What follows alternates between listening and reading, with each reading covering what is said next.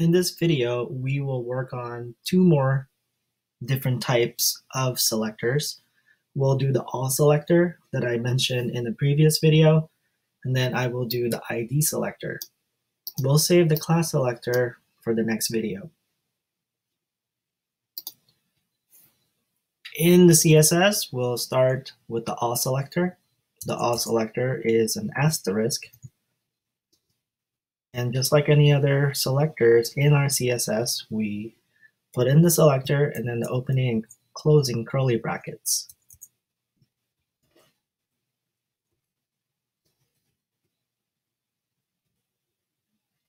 We'll just add a comment here. We will say, after I add my delimiters here,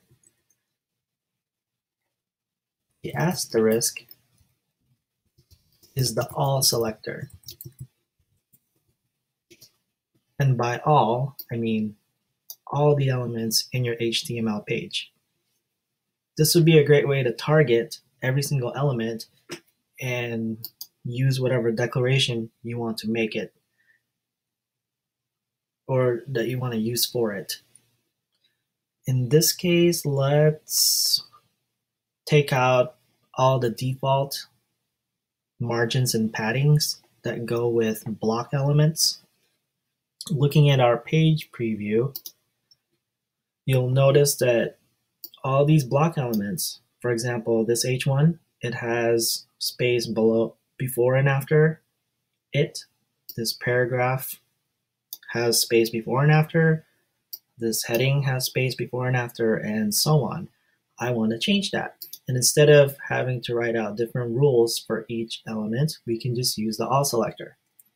This time we'll say margin colon 0px and then padding 0px. Save that and refresh our page preview. And now all that margin and padding that was there before is no longer there. And with just the all selector, we were able to target all these elements to zero out the margin and padding. That can really save us a lot of time.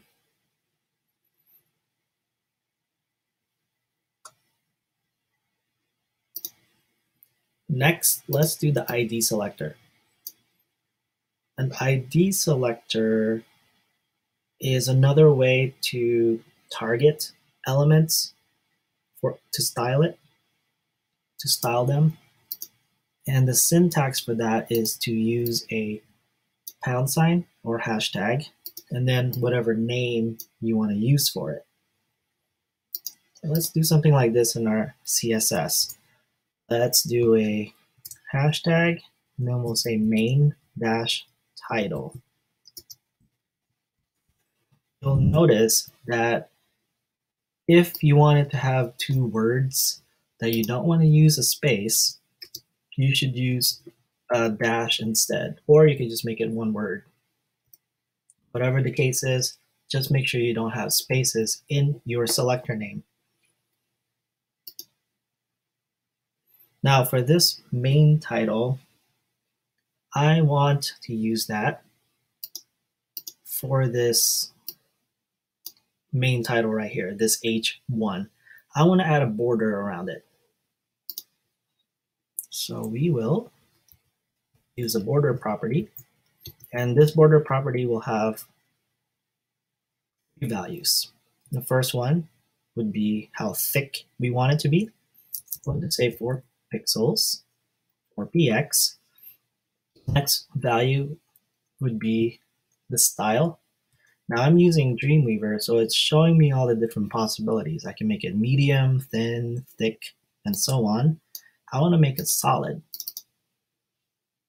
And for the third value, this will be the color. Now you've already seen that we can add color using the color name and the hex value. For this example, let's use the RGB value. Let's say we want to use this shade right here, and there are my values for R, G, and B. To add an RGB color is just a matter of using RGB, and then RGB, opening parentheses, and then type in the different values separated with commas. 178, 78, 53, and then close that. And there's my ID selector right there. This is the first step, is creating that. Now we need to hook that into a particular element. We want to hook that to this h1 element semantics by applying an ID attribute in the opening tag. So we'll say ID equals, and then double quotes. Inside of double quotes would be the name of the ID. We don't have to put in the pound sign or hashtag, just the name of that. We already know it's an ID because we said ID right here. Save that. And let me just make sure I save my style sheet. And then now, when I refresh this, I will have a 4-pixel solid border of this color around this h1 element. This is how we hooked this ID selector to this h1. Now this one is also an h1 element, but we don't see the border around that because we did not hook that main title to this one. Now the other part to using IDs is that only one element in a page can have a specific ID. In this lab2 file then, since we've already used the main title ID, I can't use that anywhere else. Also, each element can only have one ID applied to it. Since this h1 already has this ID, then I can't create another ID and then apply it to this one.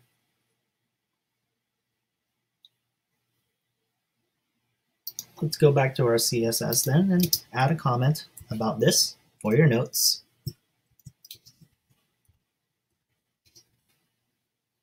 We'll say, this is an ID selector.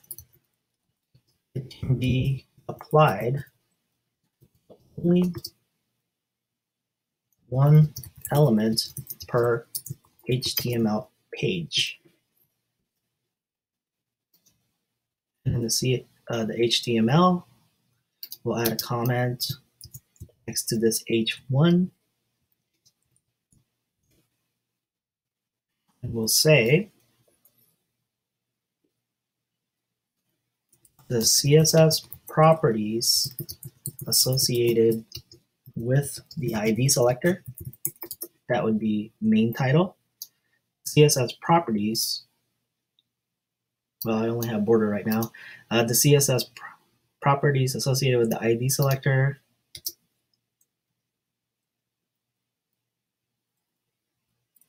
is hooked to this h1 element.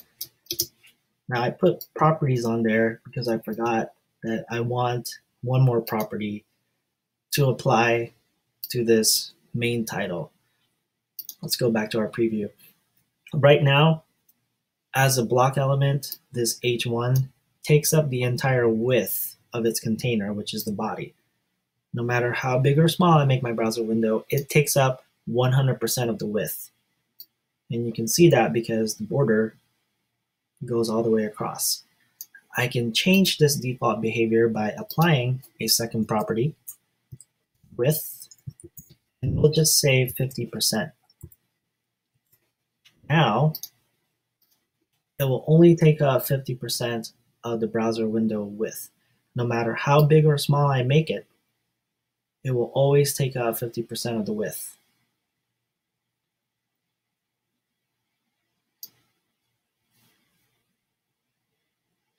All right, in the next video, we will wrap this lab up. We'll also do the class selector.